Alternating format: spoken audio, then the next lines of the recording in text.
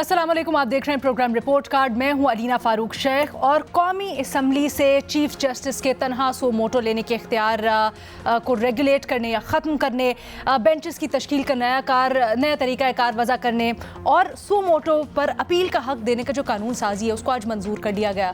लेकिन इस कानून साजी ने एक नया रुख इख्तियार किया जब इसमें एक तरमीम इंट्रोड्यूस करवाई गई। और वो तरमीम कुछ यूँ कि जो 184(3 यानी अज खुद नोटिस के ऊपर केसेस चल रहे होंगे उसके ऊपर अपील का हक रेट्रोस्पेक्ट से, यानी माजी में जो केसेस इसी सिलसिले में सुनाए गए होंगे उनका फ़ैसला, इन्हीं ग्राउंड्स के ऊपर वो केसेस चले और फिर उनका फ़ैसला आया, उनके ऊपर भी अपील का हक लागू होगा। अब इसने एक नई बहस छेड़ दी है जहां जितने भी सो मोटो केसेस हैं वो इसके बेनिफिशरी होंगे। माजी में जितने भी आए हैं वहाँ पॉलिटिकल मंजरनामे के ऊपर एक निहायत अहम केस जो कि नवाज शरीफ का केस है, पनामा नाअहली का, उसके ऊपर भी इसका असर होगा और वो भी इसके बादियों नज़र में बेनिफिशरी हो सकते हैं। और इस बात का इदराक पाकिस्तान तहरीक इंसाफ को भी है और इसको वो तनकीद का निशाना भी बनाते हैं। वो कहते हैं कि जी, फवाद चौधरी साहब का ट्वीट ले लेते हैं। वो कहते हैं कि जी, आज चोरी तरमीम करवाकर नवाज शरीफ की नाअहली पर रिलीफ के लिए कोशिश की गई है। चोर दरवाजे इस्तेमाल करना बंद करें नवाज शरीफ और आकर अपनी सज़ा का सामना करें। अपने तज्जियाकारों से पूछने की कोशिश कर रहे हैं कि ये जो इंट्रोड्यूस करवाई गई है तरमीम, तो क्या अपील का हक माजी पर लागू करने की ये तरमीम दुरुस्त है, हाँ या नहीं के ऑप्शंस हैं। हमें ज्वाइन करें इरशाद भट्टी साहब, मुनीफ फारूक साहब, महमद सरफराज साहिबा और सोहेल वड़ायत साहब भी हमारे साथ मौजूद हैं। सोहेल साहब, आपकी राय जानना चाहूँगी सबसे पहले। मैं समझता हूँ कि बहुत अच्छी तरमीम है और क्योंकि जब से नवाज शरीफ की नाअहली हुई है उस वक़्त से अदलिया, सियासत और पाकिस्तान का जो पूरा निज़ाम है वो एक तरफ झुक गया है और ऐसे लग रहा है कि इसको बैलेंस करने की ज़रूरत है। क्योंकि जो अदलिया के फैसले थे उस वक्त उनको तस्लीम नहीं किया गया बिल अमूम, और वो ऐसे फैसले समझे जाए कि ऐसे भुट्टो की फांसी थी। तो इसलिए इसी तरह जगीर तरीन का जो फैसला था वो भी ज्यादती हुई, वो भी उनके साथ उनको भी नायल किया गया। तो मेरा ख्याल है कि अगर इन पर दोबारा से नजर सानी हो जाए, और इमरान खान साहब भी एक वक्त में ये चाहते थे कि लेवल प्लेइंग फील्ड दिया जाए और नवाज शरीफ भी हिस्सा ले, तो ये एक बहुत अच्छा मौका है कि नवाज शरीफ को भी इस जरिए से वापसी का हक मिले और वो वापस आके बराबरी का इलेक्शन लड़े और बराबर इलेक्शन लड़के फैसला हो। यही बेहतरीन जमहूरियत है और यही बेहतरीन फैसला होगा। अगर आप एक को अदलिया के फैसलों में छुपाए रखेंगे, नायल रखेंगे और दूसरे को खुला छोड़ देंगे तो ये कोई जमहूरियत नहीं है। तो मेरा ख्याल है कि ये एक अच्छी आगाज है।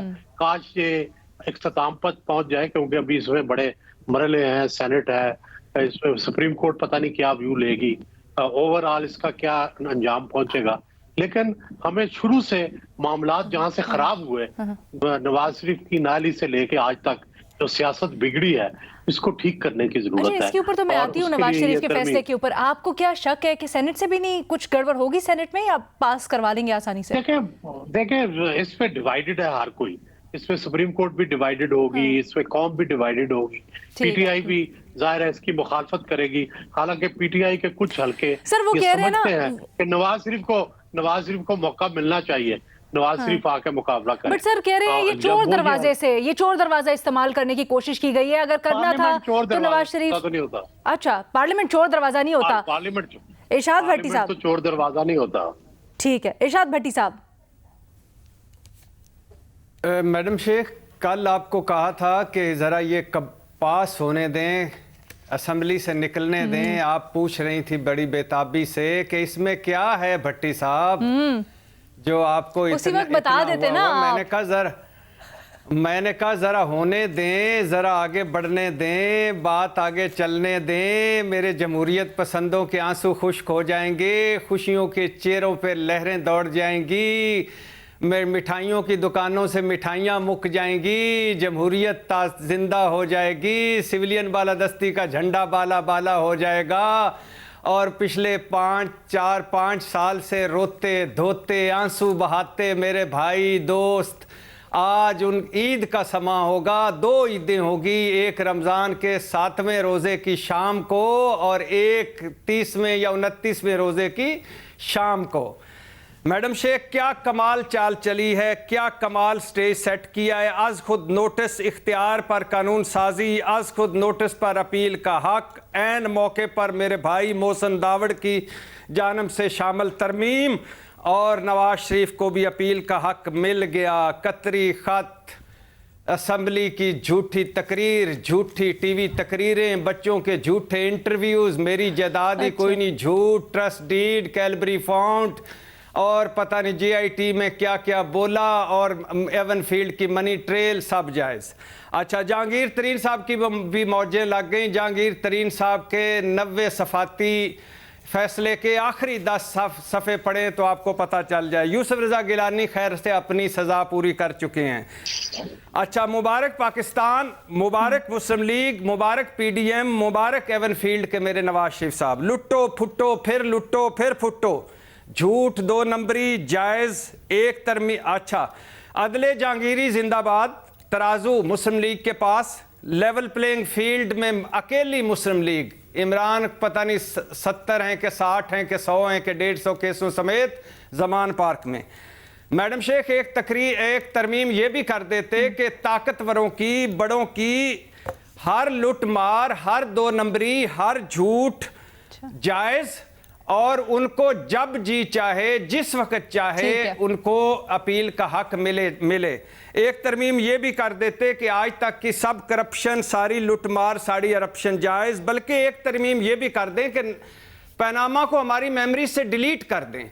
ये हमारे मुल्क का इससे ताल्लुक कोई नहीं है। पनामा लीक्स, नवाज शरीफ साहब को वहीं से वज़ीर आज़म शुरू करवाएं जहाँ से वो ख़त्म हुए थे। और एक तरमीम अब ये भी कर दें, ये जेलों में बंद जो एक छोटे छोटे कमरे में 15-15 लोग बड़े हैं, इनको भी निकाल दें, इनको भी बाहर निकाल कर पहले लंदन भिजवाएं तिब्बी रिलीफ पर और फिर वहां रखें और फिर शहबाज शरीफ साहब को कहें कि इनके लिए क्यों करें, मुताले पाकिस्तान चेंज करा देते ना, हम तारीख थोड़ी सी बदल देते हैं। दरमियान का सारा हो गया है मैडम शेख, 2018 वाला सारा दौर ही हम खा जाते हैं। आज तो मैडम शेख, नहीं मुनीफ फारूक नहीं, आज तो मैडम शेख 2 जुमले, आज तो मुझे शाबाश दें कि कल मैंने कहा सर शाबाश नहीं दे सकती मैं कुछ कहूंगी तो फिर आप आगे से बोलेंगे। वही जीआईटी की आप बातें कर रहे हैं जिसके ऊपर आपके महबूब कायद इमरान खान साहब कह चुके हैं कि वो फलाने ने ब्रिगेडियर भेज के लगवाया। अब क्या आप मुझसे कहेंगे भट्टी साहब?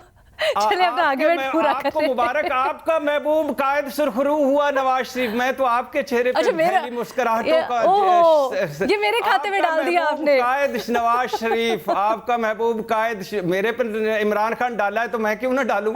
आपका महबूब कायद नवाज शरीफ, क्या आज तो आप कसम से चाय भी नहीं पी रही, आपको रोज चाय नहीं है। आज तो आपका ये देखिए कोई इफ्तारी भी नहीं करने देते हमें। देखिए कितने जालिम हैं। 2 जुमले तो बस बाइंड अप करें इसको ताकि हम मुनीफ फारूक साहब को सुन सकें। हमारी इफ्तारियां इस कौम, 2 जुमले, इस हमारी पूरी कौम की इफ्तारियां आज हो गई हैं। आज सफल हो गया सफर हमारा जमहूरियत का, आज कामयाब हो गई। कायदे आजम साहब, भट्टी साहब बड़े खुश हैं। साहब आपने ख्वाब देखा था, आपने मुल्क बनाया था, मैं बहुत खुश हूं दी। अच्छा, 2 जुमले मैडम शेख, इस मुल्क में मोजज़े हो रहे हैं मैडम शेख। अच्छा। 2 मेरे मोअज़्ज़ज़ जज साहबान के अक़लियती नोट को इतना ग्लैमराइज किया जाता है कि 3 बंदों का नोट जो है 3 जजेस का वो गायब हो जाता है। और दूसरी बात ये है मैडम शेख कि आज मेरा कायद, मेरा मियां मोहम्मद नवाज शरीफ, मेरा महबूब लीडर सज धज से आएगा। वो शान सलामत रहती है जिस शान से बंदा जद्दा जाता है, बंदा लंदन जाता है और फिर वापस आता है तरमीम के घोड़े पर, दगड़ दगड़ दगड़ दगड़ जिंदाबाद। ये मुनीफ फारूक साहब, भट्टी साहब तो बड़े खुश हैं। वो कह रहे हैं जबरदस्त तरमीम हुई है, सही तरमीम हुई है मेरे कायद की। अब आप जानिया देखी थी, अब आनिया देखें। सर क्या वाकई में ये गलत हुआ है? ये नवाज शरीफ साहब अब इससे अगर फ़ायदा उठाएंगे, रिलीफ लेंगे, तो आने वाले दिनों में देखना होगा, तो ये इसका तासुर क्या जाएगा? और कानूनी तौर पर भी हमें बताइएगा। बहुत शुक्रिया। देखिए, इफ्तार के फौरन बाद बड़ी वो एक अजीब सी कैफियत होती है कि आपका किसी से बोलने का, बात करने का दिल नहीं करता और होता ही एक मन रिलैक्स हो। लेकिन भट्टी साहब की जो सहर अंगेज और तेजाब आमोज गुफ्तगू हमने सुनी और उसमें जिस कदर उन्होंने माशाल्लाह भरपूर, आज तो मैं देख रहा था भट्टी साहब इतने फॉर्म में है कि थोड़ी थोड़ी देर बाद ऐसे नीचे अपने नोट्स को देखते थे। बाकी तो माशाल्लाह आज तो नोट्स की जरूरत नहीं, एक्सटेम्पोर आज भट्टी साहब आमद हो रही थी। भट्टी साहब के दिल की आवाज नहीं है, भट्टी साहब के दिल की आवाज, दूसरे नोट सुनने देना, कायदे आज़म वाले नोट। मैंने सुन लेना, मैंने इतना सुना है। आप अब मुनीफ साहब को भी आमद हो रही है, वो भी सुन लेना। देखिए भट्टी अच्छा, साहब सुनाइए भट्टी मुनीर साहब की साहब मैंने क्या कहा ना, आज तो भट्टी साहब ने मतलब टुडे वाज कमाल भट्टी किया। साहब्स और डे। हाँ, वो जो उनका जो मैंने जैसे पहले अर्ज किया कि उसमें तेजाब की आमेज़ी ऐसी थी कि उसने 14 तबक रोशन कर दिए और बिल्कुल आंखें खोल दी। तो अब मैं भट्टी साहब ने जो फरमाया है उसके बाद मैं उसकी कंटिन्यूएशन में सिर्फ इतना अर्ज करूंगा। देखिए, जो आज पार्लियामान के अंदर हुआ, मैं कल भी ये कह रहा था कि जाहिर बात है हमारे मुल्क के अंदर पहले भी लेजिस्लेशंस हरिडली की गई हैं और उनका अंजाम फिर क्या हुआ है वो सुप्रीम कोर्ट ने स्ट्राइक डाउन किया। ये काम जो किया गया, मैं उसकी इंटेंट को साइड पर रखें आप, मैं कल भी मैंने कहा था काम दुरुस्त ये होना चाहिए था, लेकिन शायद ये पहले हो जाता, तरीके सलीके से होता, ज्यादा कंसेंसस के साथ होता तो अच्छा होता। दूसरी बात, मोहसिन दावड़ साहब की वो तरमीम जो कि उन्होंने इंक्लूड करवाई और वो भी खैर मंजूर हो गई। देखिए, या तो हम इस बात को तस्लीम करें कि मियां नवाज शरीफ को जो सजा मिली वो बिल्कुल कानून और ज़ाब्ते के मुताबिक मिली, तो फिर तो ठीक है जी, हमें इस पंडोरा बॉक्स को कभी खोलना नहीं चाहिए। आज खुद नोटिस के ऊपर अगर किसी को सजा हो चुकी है या तो फिर तो इस बात को नहीं करना चाहिए। मैं तो शायद एक अदना सा पाकिस्तानी हूँ, मुल्क के जो जय्यद कानूनदान हैं, सिवाय उसके जिन्होंने किसी सियासी जमात का ब्रीफ अपने हाथ में पकड़ा हुआ है, सिवाय उनके और सिवाय उनके जिनका कोई अपना कोई बहुत कोई वेस्टेड इंटरेस्ट है, आप किसी से पूछ लीजिए, उन 547 बदबूदार सफ़ों को पढ़िए। उनके अंदर पाकिस्तान की मुअज़्ज़ज़ जज साहिबान की जानिब से एक निहायत ही बदबूदार फैसला किया गया। वो ऐसा ब्लॉट है, ऐसा बदनुमा दाग है हमारे अदालती निज़ाम के ऊपर जो आज भी मौजूद है। और मैं समझता हूं कि उसकी अपील होनी चाहिए। वो क्यों होनी चाहिए? आपने ट्रायल कोर्ट खत्म कर दिया, आपने अपील का हक खत्म कर दिया, आपने बुलाया, मंगाया, और अभी भट्टी साहब ने कहा, देखिए कुछ बातें हैं ना, मैं भट्टी साहब को हमेशा कहता हूं, मेरी उनसे तकल्लुफ़ी भी है, कुछ बातों का ताल्लुक रेटरिक से नहीं होता, पढ़ने से होता है। तो लिहाजा मैं हमेशा कहता हूं कि कुछ चीजों को पढ़ लेना चाहिए। ये कैलिब्री फॉन्ट का जिक्र किया, मैं कहूंगा दोबारा हाई कोर्ट का फैसला पढ़िए जो मरियम नवाज शरीफ का एक्विटल का फैसला है। उन्होंने कहा जाली ट्रस्ट डीड का, पढ़िए मरियम नवाज शरीफ का फैसला एक्विटल का, उसके अंदर उस ट्रस्ट डीड के बारे में अदालत ने क्या होल्ड किया। देखिए मेरी बात सुनिए, आप पूरी जीआईटी को सुन लीजिए, पढ़ लीजिए, उनका प्रोवाइड किया गया डॉक्यूमेंट पढ़िए, उसके अंदर कौन विटनेसेस हैं जी? मैंने वो जो पेपर ट्रेल है वो पढ़ी है, कौन विटनेसेस है उसके अंदर? जीआईटी के अपने मेंबर्स। हमने लिखी जी, हम गए, हमने अरे क्रेजी की, हमने फलान कर दिया, हमने ये कर दिया, हमने वो कर दिया। अरे मेरी बात सुनिए, आपके पास कोई इंडिपेंडेंट विटनेस था? अगर जवाब इन्होंने नहीं दिए तो आप कौन से सवालों का जवाब लेकर आ गए? जो जेआईटी वाले शहजादे थे जिनको बाकायदा तौर पर मैन्युफैक्चर करके वहां पर बिठाया गया था। ये ऐसी तारीख है हमारे मुल्क की जो कि बदतरीन है। और मैं दोबारा कहूंगा, ऐसे किसी मामले के ऊपर मैंने कहा, मैं बहसियत एक पाकिस्तानी, मियां जहांगीर खान तरीन का दूर दूर तक मेरी आज तक उनसे कभी मुलाकात नहीं हुई, ना मैं जानता हूं, लेकिन मैं कहता हूं उस शख्स के साथ ज्यादती की गई, उसको नाअहल किया गया। अगर हाइपर टेक्निकलिटी पे आपने लोगों को नाअहल करना है तो फिर, या किसी को अहल रखना है तो फिर हाइपर टेक्निकलिटी पे तो इमरान खान साहब को भी नाअहल होना चाहिए था। लेकिन मैं बार बार कहता हूं ये सिलसिला यहां रुकना चाहिए। 184(3) बहुत अच्छी बात है, मफादे आमा का कानून, उसको इस्तेमाल किया जाए। वहां पर लफ्ज सुप्रीम कोर्ट है, चीफ जस्टिस नहीं है। सुप्रीम कोर्ट का मतलब चीफ जस्टिस नहीं होता। सुप्रीम कोर्ट का मतलब होता है तमाम जजेस जो इस वक्त सुप्रीम कोर्ट का हिस्सा है। कलेक्टिव विजडम की बात होती है। लिहाजा हमें अंदरूनी मुनाफकत अपनी खत्म करनी चाहिए और हमें ये ज़हन में रखना चाहिए कि कोई शख्स अगर हमारे खिलाफ भी है, अगर उसके खिलाफ भी कानून के खिलाफ फैसला होता है तो गलत होता है। मैं बार बार कहता हूं कि हमारे मुल्क में इलेक्टेड वज़राए आज़म को पहले 58(2)B के जरिए भेजा जाता था, फिर ये नया तरीकाकार अपनाया गया कि अब इस तरीके से भेजा जाए। ये काम खत्म होना चाहिए और नहीं होना चाहिए। मुझे प्लीज एक ब्रेक की इजाजत दीजिएगा मुनीब, मुझे एक ब्रेक लेनी है। महमल, पहले मैं आपकी राय जानना चाहूंगी। अलीना, इस मुल्क में एक बहुत बड़ा मसला ये है कि वैसे तो हर उस चीज़ के ऊपर इत्तफाक होता है और होना भी चाहिए, जैसे कि जुडिशल रिफॉर्म्स हैं, जैसे कि ये सुओ मोटो की पावर्स हैं, इनको रेगुलेट होना चाहिए, जैसे कि लाइफ टाइम डिस्क्वालिफिकेशन है, जैसे कि बेंचेस बनाने का इख्तियार है, और इस पर एक इत्तफाक है भी। जुडिशल रिफॉर्म्स की बात तो खान साहब भी कहते हैं कि होने चाहिए, बाकी भी सब लोग ये बात करते हैं। सुओ मोटो की अगर पावर्स को रेगुलेट करने की बात करें तो अदलिया के अंदर के लोग भी बहुत सारे इसके ऊपर बात करते हैं, और लीगल फ्रेटर्निटी तो कब से इसके ऊपर बात करी है, फिर जो बेंचेस फॉर्मेशन के ऊपर जो एक वन मैन शो और जो इस तरीके की जो डिस्क्रेशनरी पावर है चीफ जस्टिस की, उसके ऊपर भी कब से सवाल उठाए जा रहे हैं और कहा जा रहा है कि इसके ऊपर नजरसानी करें। और लाइफ टाइम डिस्क्वालिफिकेशन के ऊपर तो चीफ जस्टिस साहब ने खुद ही कहा था कि ये ड्रैकोनियन है, ये होना ही नहीं चाहिए। तो मुझे ये बताइए कि फिर ये फैसला कैसे दुरुस्त नहीं है, फिर ये अगर ये चेंज लाई गई है तो ये क्यों नहीं दुरुस्त, और पार्लियामेंट से बेहतर फोरम क्या हो सकता है, बेस्ट फोरम है। और अलीना इसमें मैं ये बात जरूर कहती जाऊं कि ये जो मसला लाइफ टाइम डिस्क्वालिफिकेशन और इस चीज से जो होता है, यानी कि एक सियासतदान के साथ इससे बढ़कर क्या चीज हो सकती है कि आप उनको लाइफ टाइम डिस्क्वालीफाई कर दें और उसके बाद उनके पास अपील का हक ही ना हो। यानी कि अगर मियां नवाज शरीफ को ही देख लिया जाए तो आप एक रिसीवेबल के ऊपर एक सैलरी जो नहीं ली गई उसके ऊपर कर दिया गया और उसके बाद फिर उनके पास अपील का हक ही नहीं है। एक सियासतदान है, उनका करियर ये सियासत है, आपने उनका करियर खत्म कर दिया। ऐसे ही है कि हम जो इस वक्त 4 लोग बैठे हैं, हम में से कोई पैमरा हम पे बैन लगा दे और उसके बाद हमारे पास अपील का हक ही ना हो, हमने कुछ किया भी ना हो लेकिन हम पर बैन लग चुका है इसलिए हम उसको अपील ही नहीं कर सकते। तो इस किस्म के जो कवानीन है ये खत्म होने चाहिए और बिल्कुल पार्लियामेंट ने ठीक और दुरुस्त फैसला किया है। और ये अगर कोई कहता है कि टाइमिंग के ऊपर जो सवाल रहते हैं कि वो ये तो इसलिए कि जी नवाज शरीफ को बेनिफिट हो जाएगा या जहांगीर तरीन को हो जाएगा, देखिए बात ये है किसी ना किसी को तो बेनिफिट होना है। टाइमिंग अगर आज नहीं तो कल किसी को बेनिफिट होगा, लेकिन लॉन्ग टर्म में सोचना चाहिए। आपको ये नहीं सोचना चाहिए कि आज के अगर चीफ जस्टिस को वो कह रहे थे कि उनकी पावर कर्टेल ना हो जाए, कल को एक और चीफ जस्टिस आएंगे, फिर उसके बाद एक और चीफ जस्टिस आएंगे। तो ये जो बातें हैं, किसी ना किसी को अगर फायदा बेनिफिट हो रहा है उस वक्त, क्या उसकी वजह से अच्छे कवानीन ना बनाए जाए? क्योंकि जो शख्स मुझे नहीं पसंद तो उसको बेनिफिट हो रहा है तो इसलिए ये कानून नहीं सके। ये किस किस्म की बात है लीना? तो इसलिए मैं कहती हूँ कि ये बिल्कुल दुरुस्त फैसला है। भट्टी साहब की राय क्योंकि जरा मुख्तलिफ है तो मैं चाहती हूँ भट्टी साहब का हम जवाब ले लें। भट्टी साहब, देखिए मैडम शेख, जुडिशल रिफॉर्म्स होनी चाहिए, हाउस ऑफ शरीफ रिफॉर्म्स नहीं होनी चाहिए, जरदारी एंड कंपनी रिफॉर्म्स नहीं होनी चाहिए।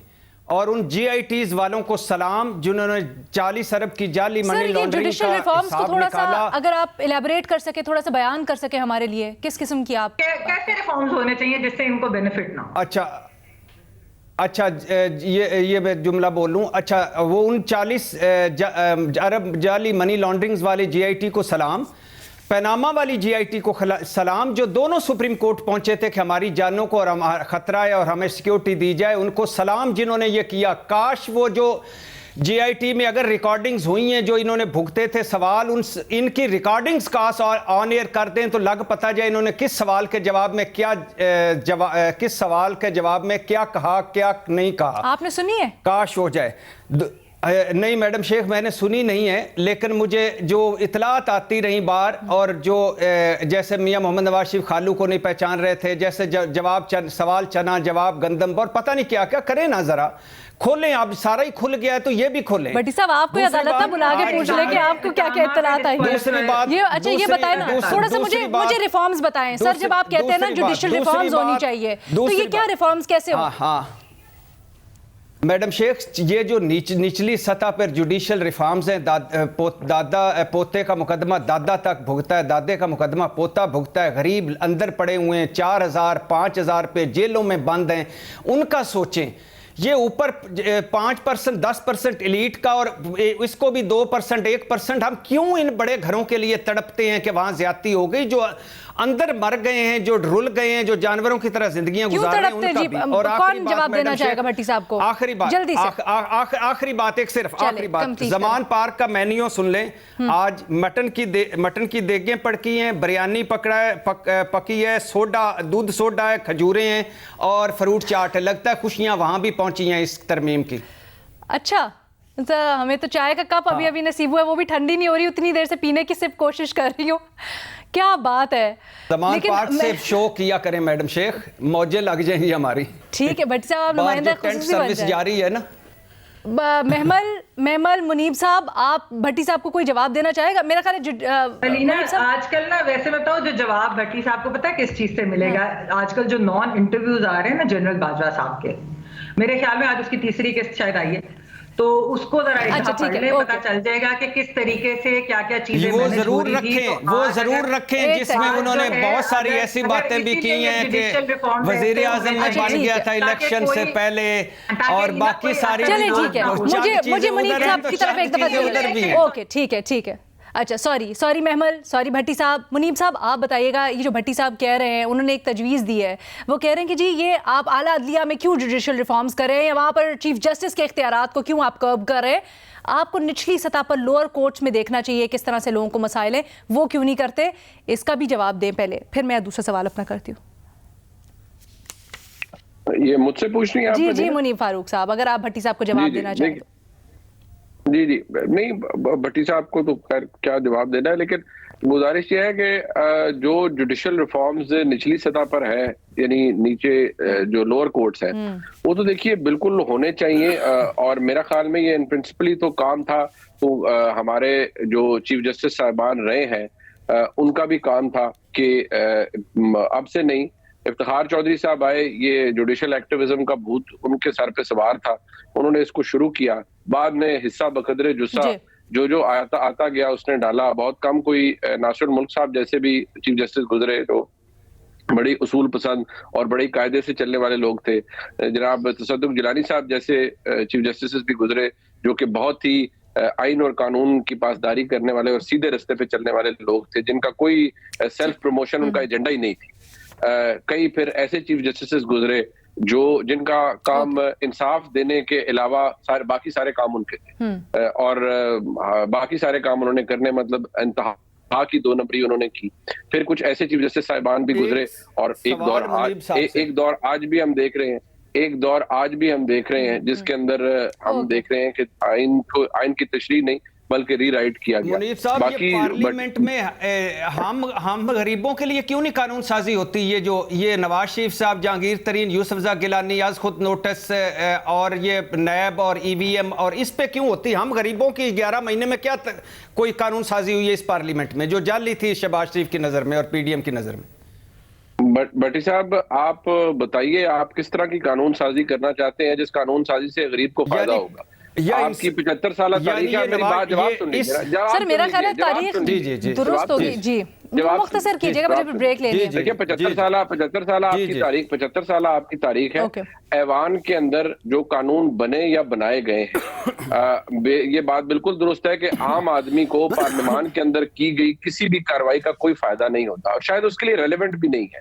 और आम आदमी जो कल आज आटे की लाइनों के अंदर मुफ्त आटा लेने के लिए बेचारा धक्के खा रहा है, काबिश अच्छी है, लेकिन जो धक्के खा रहा है उससे इसको कोई फर्क नहीं पड़ता कि सुप्रीम कोर्ट के चीफ जस्टिस के इस्तेहकाक या हकूक क्या है, या उनके हकूक कम होने चाहिए, उनका इख्तियार कम होना चाहिए। लेकिन हम एक कम से कम ऑस्टेंसिबली जाहिरी तौर पर हम एक मुल्क है, एक रियासत है, एक जमहूरियत है, यहाँ पर कुछ काम तो आपने हंग ढंग से करने हैं ना। इस तरह तो गरीब आदमी को इससे भी कोई फर्क नहीं पड़ता। लेकिन क्या ये इसकी वजाहत हो सकती है कि अगर ऊपर के मामलात और हमारे जो सियासी डिस्कोर्स में इतने मसले मसाइल हैं ये हल हों, तो इनकी तवज्जो जरा इस तरफ भी जाए? जब सिस्टम ही इतना चोक हुआ होगा तो किस तरह से अवाम को भी रिलीफ मिलेगा? मुझे एक ब्रेक की इजाजत दीजिएगा, मुझे प्लीज एक ब्रेक की इजाजत दीजिएगा मुनीब, मुझे एक ब्रेक लेनी है। उसके बाद आपसे एक बड़ा अहम सवाल भी करना है आज की समाज से मुतल्लिक। एक ब्रेक के बाद जी। ब्रेक के बाद खुशामदीद। बिलावल भुट्टो ज़रदारी का आपने खिताब देखा, इजहार ख्याल किया उन्होंने आज कौमी असम्बली में, और बड़े जारहाना अंदाज में उन्होंने तनकीद का निशाना बनाया पाकिस्तान तहरीक इंसाफ को, स्पेसिफिकली इमरान खान को। उन्होंने कहा कि जी बहुत से चीफ जस्टिस आते जाते रहे, पाशा आया, ज़हीर आया, फैज़ आया, लेकिन इस सारे जो तब्दीली थी उसमें एक मुस्तकिल था, और वो मुस्तकिल है सिलेक्टेड इमरान खान। बिलावल कहते हैं कि इमरान खान जैसे लोगों को इदारे बनाते हैं, सियासी फ्रैंकेनस्टाइन्स बनाते हैं, स्ट्रेटेजिक एसेट्स बनाते हैं, और फिर वो हमारे गले पड़ जाते हैं। ये भी उन्होंने मुतालबा किया वज़ीर आज़म से, स्पीकर से, कि अगर आइन तोड़ा गया पिछले वज़ीर आज़म की तरफ से, उनके सहूलतकारों की तरफ से, तो क्यों उनके ऊपर कोई केस अभी तक नहीं बना हुआ? क्यों हम हाथ पे हाथ धरे बैठे रहते हैं? बिलावल भुट्टो ज़रदारी साहब जो बात कर रहे हैं, क्या उनका बयान दुरुस्त है? अपने तज्जियाकारों से ये पूछेंगे। सोहेल वड़ाई साहब, क्या राय है आपकी? जी जनरली तो मैं उनकी राय से इत्तेफाक करता हूँ, लेकिन ये बात के आइन तोड़ने की क्या मुकदमा चलना चाहिए, इसका मैं हामी नहीं हूँ, क्योंकि मैं समझता हूँ कि एक पॉपुलर पॉलिटिकल पार्टी जो है उसके इक़दामात को आप अगर इस तरह से ये करेंगे तो आप अल्टीमेटली आप पाकिस्तान के पूरे मैंडेट को जो है नुकसान पहुंचाएंगे, पाकिस्तान की पॉपुलर विल जो है उसको नुकसान पहुंचाएंगे। तो इसका मैं हमायती नहीं हूँ, लेकिन ओवरऑल जो उन्होंने तज्जिया किया है वो बिल्कुल ठीक किया है कि इसी तरह फ्रैंकनस्टाइन बने हैं इमरान खान, ये भी सही किया है कि मुख्तलिफ जो ISI चीफ्स थे वो सपोर्ट करते रहे, किस तरह इमरान खान को लाया गया। और ये भी सही है कि जब हुकूमत की तब्दीली हुई तो उस वक्त आइन के साथ छेड़छाड़ की गई। तो मेरा ख्याल है कि ये सारी बातें उनकी सही हैं बिलावल भुट्टो जरदारी की, लेकिन ये है कि उनके खिलाफ आइन के तहत कार्रवाई की जाए आइन तोड़ने की, इससे मैं इत्तेफाक नहीं करता। सर, ये छेड़छाड़ तो कमोबेश हर वक्त ही नहीं होती रही। आपने खुद बड़े इंटरव्यूज़ किए मौजूदा वज़ीर आज़म के साथ भी, तब वो वज़ीर आज़म नहीं थे, उन्होंने भी एतराफ़ किया कि 2018 से पहले छेड़छाड़ होती रही और कुछ का वो भी हिस्सा थे। जी बिल्कुल सही है। ऐसे शहबाज साहब ने एक दफ़ा मेरे साथ इंटरव्यू में ये कहा था कि मेरे साथ कैबिनेट भी डिस्कस हुई और मेरे साथ मामलात भी डिस्कस हुए, लेकिन हुकूमत नहीं मुझे दी गई क्योंकि मैंने भाई को छोड़ने से इनकार कर दिया था। तो बड़ा मशहूर उनका एक इंटरव्यू था जो मेरे साथ उन्होंने किया था। और ये भी सही है कि वो बाजवा साहब से तो वो मुख्तलिफ है, लेकिन इमरान खान साहब का केस मुख्तलिफ है। जी, इमरान खान साहब को तो सपोर्ट करते रहे ना सारे। वो चाहते थे कि एक तीसरी पार्टी सामने आए। दो जो पार्टियां थी वो उनकी नजर में वो काबिल कबूल नहीं थी जब से चार्टर ऑफ डेमोक्रेसी हुआ था। और वो समझते थे कि ये इकट्ठे हो गए हैं फौज के खिलाफ और एस्टेब्लिशमेंट के खिलाफ, इसलिए एक तीसरी पार्टी आनी चाहिए। तो उस तीसरी पार्टी को फिर प्रमोट किया गया, उन्हें सामने लाया गया, इमरान खान की मुख्तलिफ अदवार में सपोर्ट की गई और बिल आकर उन्हें इक़्तिदार में लाया गया। ठीक है, तो इसलिए खान साहब का केस मुख्तलिफ है। लेकिन मेहमर सुहेल साहब इससे अग्री नहीं करते जो बिलावल साहब कहते हैं कि आइन जितनी अगर हुई तो उसके ऊपर केस बनाना चाहिए, पॉपुलर लीडर्स के ऊपर आप ऐसे नहीं कर सकते। मेहमल देखिए लीना, मैं तो बात करूंगी कि जो बिलावल भुट्टो साहब ने जो कांस्टेंट वाली बात की ना, और उन्होंने नाम लिए कि पाशा आया, ज़हीरुल इस्लाम आया चला गया, फैज आया चला गया। तो ये बिलावल भुट्टो साहब ने जिस चीज की गवाही दी है, तो ये कोई पहली बार तो नहीं है कि ये फैक्ट हमारे सामने आए हैं। इसकी गवाही तो PTI के मौजूदा सदर चौधरी परवेज इलाही साहब ने भी दी। उन्होंने खुद बताया है एक इंटरव्यू में कि किस तरह से जनरल पाशा उनकी पार्टी के लोगों को तोड़कर तो PTI के अंदर ले गए। फिर इसकी गवाही तो उनके साबिका सदर PTI के साबिका सदर जावेद हाशमी साहब ने दी कि किस तरह से 2014 का धरना जो था वो जनरल ज़हीरुल इस्लाम ने कराया। फिर इसकी गवाही जो है वो जनरल बाजवा साहब खुद, जो कि खान साहब को बड़े पसंद होते थे, जमहूरियत पसंद जनरल उन्हें उस वक्त लगते होते थे, PTI वाले उनके गुण गाते रहते थे। उन्होंने भी बताया कि किस तरीके से जनरल फैज ने जो है अदलिया के अंदर बाकी सारी चीजें किस तरीके से उन्होंने मैनेज की। अच्छा, और साथ साथ सदर पाकिस्तान ने भी ये बात की। आपको याद होगा कराची में एक मुलाकात के दौरान उन्होंने जर्नलिस्ट से जिस तरह जब बात की 2018 के इलेक्शंस के बारे में, तो उसमें उन्होंने भी ये बात की कि किस तरीके से जनरल बाजवा ने हेल्प की। तो जिन लोगों की सदाकत की जो गवाहियां थी इमरान खान साहब देते थे, उन सारों ने तो ये गवाही दे दी। जो कार्रवाई करने का मुतालबा है बिलावल का, क्या ये दुरुस्त है? ख्याल में नहीं लीना, वो नहीं इस तरीके नहीं। देखिए, मैं ये आर्टिकल 6 हम पहले इस चीज के ऊपर इस कार्रवाई से आप इत्तेफाक नहीं करती, लेकिन आप बाकी सारी चीजों से। जी मुनीब, देखिए बिलावल भुट्टो साहब ने बहुत जबरदस्त तकरीर की, बड़ी जारहाना तकरीर थी, बल्कि काफी अरसे के बाद एक बड़ी इंप्रेसिव स्पीच सुनने को मिली और फैक्चुअली तो वो बिल्कुल दुरुस्त कह रहे थे। लेकिन मैं समझता हूँ कि ठीक है, जो इमरान खान साहब की हुकूमत ने किया खुद को बचाने के लिए और उस तहरीक अदम एतमाद को रोकने के लिए, उसमें तो फिर कंट्रीब्यूट बहुत से लोगों ने किया। उस वक्त मेरे ख्याल में कानून का जो कलमदान था वो फवाद चौधरी साहब के पास था। हैरत इस बात की थी कि वो खुद एक वकील हैं और कानून समझते हैं, उन्होंने भी सरीहन कानून की और आइन की खिलाफ वर्जी की। फिर कासिम सूरी साहब ने की, फिर जाहिर बात है वो सुप्रीम कोर्ट में मामला गया। फिर सदर मुमलिकत ने उस कानून साजी के ऊपर बेस करते हुए फिर असेंबलियों की तहलील का भी कह दिया। तो इसके अंदर तो बहुत से कॉन्ट्रीब्यूटर्स हैं। टेक्निकली तो देखा जाए तो वाकई आइन को बड़ा ब्लेटेंटली वायलेट किया गया, लेकिन क्योंकि सियासी हुकूमतें हैं, नेम कॉलिंग तो होनी चाहिए, पता सबको होना चाहिए कि इन्होंने किया। लेकिन शायद आज की हुकूमत के पास इतना सियासी कैपिटल नहीं है, इसलिए सब कुछ नहीं किया गया। और दूसरी बात मैं समझता हूँ कि सियासी हुकूमतों पे या सियासी लीडरों के खिलाफ ये आर्टिकल 6 की कार्रवाइयां शायद नहीं होनी चाहिए। अगर उस तरह से देखा जाए तो फिर आज पीडीएम की हुकूमत के ऊपर भी के हवाले से भी कहा जाएगा, बल्कि कहा जा रहा है कि ये भी कानून की आइन की वायलेशन कर रहे हैं। 90 दिन के अंदर इंतखाब होना है, इनके पास भी कोई जवाब नहीं है इंतखाबात को डिले करवाने का। तो ये तो फिर सिलसिला कभी रुकेगा नहीं। तो मेरे ख्याल में फैक्ट्स उनके बिल्कुल दुरुस्त है, लेकिन शायद इसीलिए हुकूमत ने भी इसके ऊपर प्रोसीड नहीं किया और करना भी चाहिए था। बाकी जो इमरान खान साहब की उनकी जमात की क्रिएशन के अंदर उसको बढ़ावा देने के अंदर जिसने कंट्रीब्यूट किया, वो फैक्चुअली तो बिलावल साहब ने बिल्कुल दुरुस्त कहा है। ठीक है जी, आज के प्रोग्राम से इतना ही, इजाजत दीजिएगा, अल्लाह हाफिज।